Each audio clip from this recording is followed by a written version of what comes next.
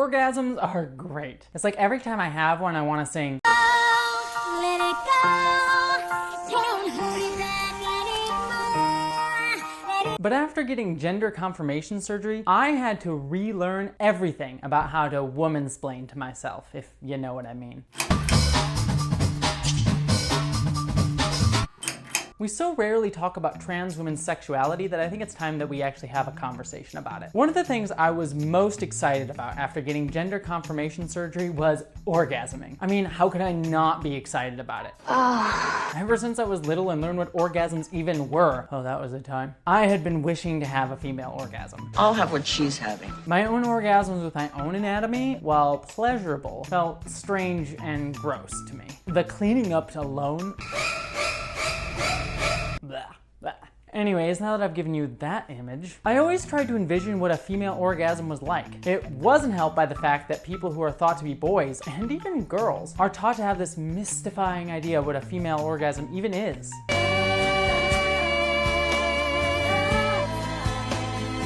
We're fed these lines that it's a magical moment that no one can really fully understand. Maybe the reason we don't understand it is that no one even believed they existed up until recently, because knowledge of women's sexuality was that dismal.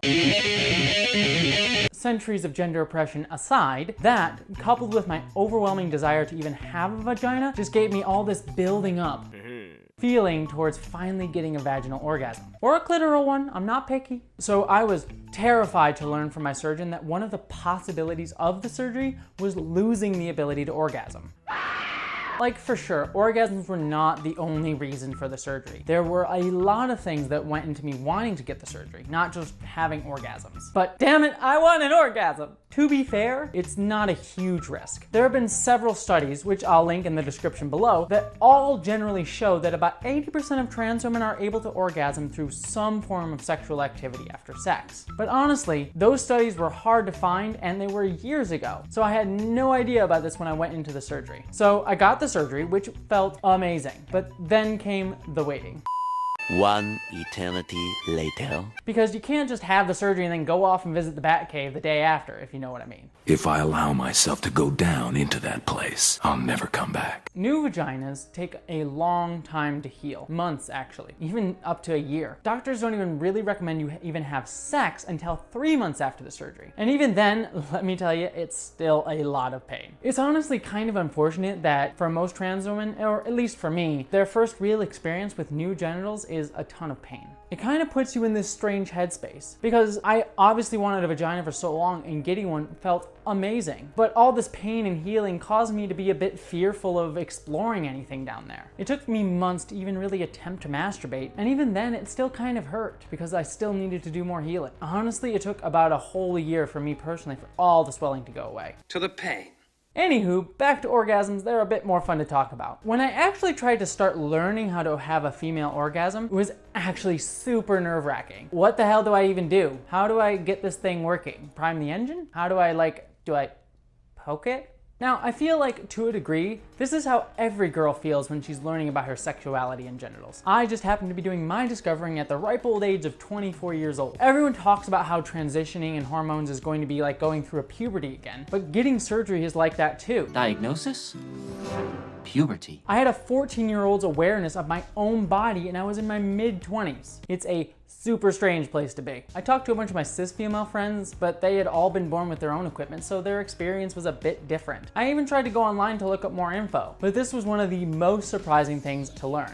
There is so little information on post-surgery sex for trans women. It's incredibly surprising, but there's very real hard info on post-surgery sex for trans women. It's like we're the Bermuda Triangle of sexual experience. No one really wants to talk about it, and if you do go there, no one comes back. Going on message boards and things like that, I would find out some information from my fellow trans women about sex and orgasm fears. I mean, it's not like I was looking for an instructional video how-to step by step. This is my bonus technique, the grapefruit. I mean, that would have been super helpful, but what I really wanted to find was just some information on how long it takes to orgasm, or what kind of things worked, like toys or being with a partner or fantasy, but nothing. Zilch. Nada. There's probably a few reasons for this. I don't have any hard facts, unfortunately, so take a lot of these with a grain of salt. But here are my reasons why I think there aren't any hard information on trans women's sex. Number one, sex is already taboo, and our society still has fears about talking anything about sex. Two, there's a lot of transphobia and fear of trans women's sexuality. This is fairly obvious when you think about all the fear that many have of chicks with dicks. Are you? Hey, you in Bangkok, sweetie?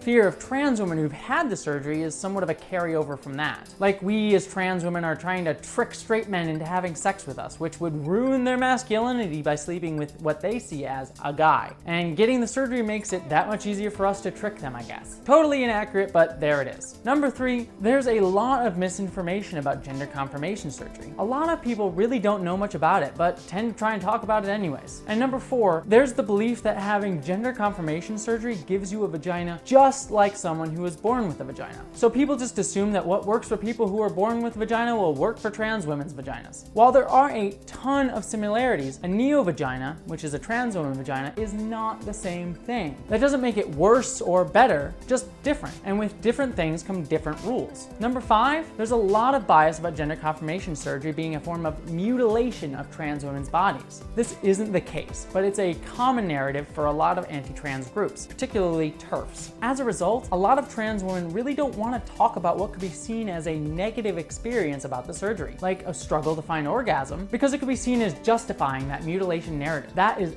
BS. Bullshit! Bullshit! Bullshit, bullshit, bullshit, bullshit, bullshit, bullshit, bullshit, bullshit, bullshit!